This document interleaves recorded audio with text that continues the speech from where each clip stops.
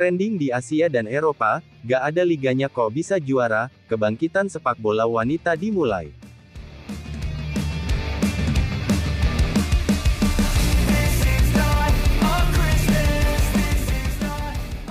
Semua berubah sejak Pak Erik ditunjuk sebagai ketua PSSI yang baru, bahkan perubahan tiada melulu sepak bola pria saja, melainkan sepak bola wanita yang terus dikebut untuk bisa bersaing di level Asia bahkan dunia, namun tentunya semua itu perlu yang namanya sebuah proses, dan pelan tapi pasti proses timnas wanita Indonesia semakin menunjukkan hasilnya, mulai dari mendatangkan sejumlah pemain keturunan, hingga pelatih asing dari Jepang, yang membuat timnas Indonesia wanita mampu tampil mengesankan sepanjang Piala AFF 2024, bahkan selama AFF berlangsung timnas Indonesia belum sekalipun merasakan kekalahan, hingga di partai puncak mereka berhasil mengalahkan tuan rumah Kamboja dengan skor 3-1, dengan hasil ini timnas Indonesia wanita resmi mencetak sejarah baru, dan mereka sudah ditunggu tim-tim kuat lainnya di ASEAN Women Cup 2024, seperti Filipina, Vietnam, dan Thailand. Lantas seperti apa?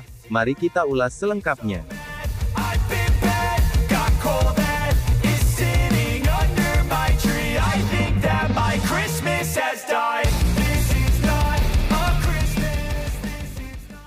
Sejak dipegang oleh Pak Erick Thohir, sepak bola Indonesia benar-benar menunjukkan perkembangan yang cukup signifikan, bahkan tak hanya timnas laki-laki saja yang mampu bersaing di level Asia, hingga kini punya peluang besar lolos ke Piala Dunia 2026, tapi juga timnas wanita yang sempat terpecah belah akibat insiden Kanjuruhan, hingga Liga Sepak Bola Wanita yang hingga saat ini tak ada kejelasan, namun pelan tapi pasti Pak Erick mulai memperbaikinya, bahkan ia menerapkan strategi seperti apa yang dilakukan oleh Sinteyong di timnas pria. Mereka berani memotong generasi dan tentunya mendatangkan para pemain keturunan yang punya potensi untuk bisa membuat timnas wanita berkembang lebih pesat lagi, dan salah satu pemain keturunan timnas yang menonjol di Piala AFF 2024 adalah Sydney Hooper. Sydney Hooper merupakan gelandang serang kelahiran Bentonville, Arkansas, Amerika Serikat pada tanggal 15 Maret tahun 2007. Saat ini Hooper membela klub Dallas Baptist Patriots. Musim depan Dallas Baptist Patriots akan tampil di NK, itu sebuah kompetisi antar perguruan tinggi di Amerika. Sebelum itu Hooper membela Tulsa Southern, klub di ECNL. Meski lahir dan besar di Amerika, Hooper bukan pemain naturalisasi. Ibunya kelahiran Jakarta dan Hooper memegang paspor Indonesia sejak usia 9 tahun. Sebelum membela Indonesia, Hooper mengikuti trial atau percobaan dalam latihan bersama Satoru Mochizuki. Lantas pelatih asal Jepang itu menilai Hooper layak dipanggil. Pemain setinggi 173 cm ini merasakan debut bersama Indonesia pada tanggal 14 Juli tahun 2024. Ia tampil sebagai pemain utama dalam laga uji coba melawan Hong Kong. Kepercayaan Mochizuki tak disia-siakan Hooper. Ia selalu tampil agresif saat diberi kepercayaan tampil di Piala AFF Wanita 2024, dan di final ia mencetak 1 gol dan 1 assist. Selain Sydney Hooper, beberapa pemain lainnya, seperti Seva Imut, hingga striker masa depan timnas wanita Claudia Suniman tampil mengesankan sepanjang Piala AFF 2024 ini. Bahkan semua berperan penting atas kesuksesan timnas wanita mencetak sejarah, dan memenangkan Piala AFF Wanita untuk pertama kalinya. Alin.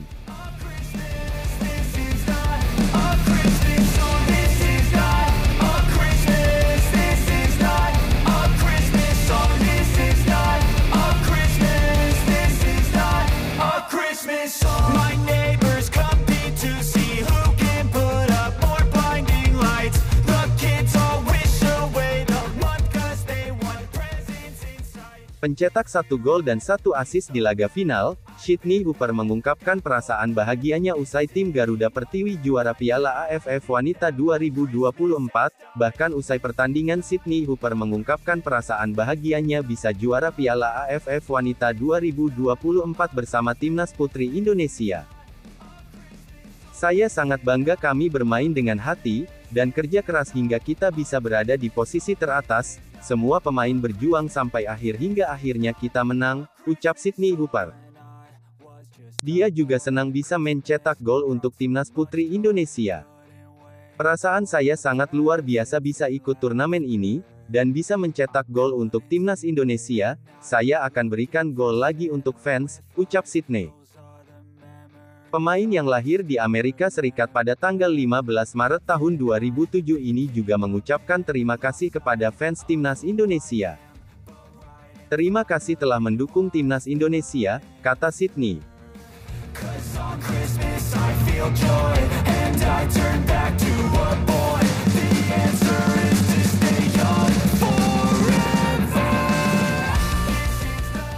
Timnas Putri Indonesia berjaya di laga final Piala AFF Putri 2024 melawan Kamboja di New Laos National Stadium Vientiane. Baik Garuda Pertiwi maupun Kamboja sama-sama belum pernah tampil di partai pemuncak Piala AFF Putri. Pencapaian paling tinggi Garuda Pertiwi sebelum ini adalah lolos ke semifinal 2004, sementara Kamboja tidak pernah keluar dari grup. Turnamen ini sendiri menjadi ajang kualifikasi untuk ASEAN Women's Championship 2025, yang akan diikuti tim-tim putri terkuat di regional, seperti Vietnam, Thailand, Filipina, dan Myanmar, sementara Australia kemungkinan akan kembali ikut dengan menurunkan tim U23, Indonesia dan Kamboja sendiri telah memastikan lolos ke turnamen tersebut, dengan lolos ke partai pemuncak Piala AFF Putri ini. The Christmas tree's on fire, Santa's holding the lighter, my parents are both liars, I got gifts but one subscribers, thanks for the candy basket, oh God another jacket, my stocking's filled with that. Striker Timnas Putri Indonesia Claudia menjadi sosok yang sangat menonjol di Piala AFF Wanita 2024, bukan saja karena masih berusia 15 tahun, tetapi juga karena ia kini menjadi top skor Timnas Putri sepanjang masa. Total ia telah mengemas 6 gol di ajang resmi internasional di Piala AFF Wanita 2024. Ia sudah mencetak 2 gol dan berada di posisi kedua top skor di bawah pemain Kamboja, Pon Kuntea, meskipun gagal mencetak gol di laga final. Namun sekali lagi di usianya yang masih terbilang sangat muda, Klatnya benar-benar membuktikan kalau dia adalah striker masa depan timnas wanita, dan ini adalah permulaan kebangkitan sepak bola Indonesia. Kebangkitan sepak bola wanita dimulai kesuksesan timnas putri dalam menjuarai Piala AFF Women 2024 akan menjadi tonggak awal kebangkitan Garuda Pertiwi, untuk bersaing di tingkat Asia Tenggara dan internasional. Ketua Umum PSSI Erick Thohir mengapresiasi perjuangan Timnas Putri. Juara, Timnas Putri berhasil meraih gelar juara AFF Women Cup 2024, setelah menang 3-1 atas Kamboja di partai final. Selamat, tulis Erick di akun Instagram resminya. Erick juga menyebut bahwa kesuksesan ini adalah awal dari perjalanan panjang menuju cita-cita besar sepak bola putri Indonesia, termasuk target lolos ke Piala Dunia Wanita 2035.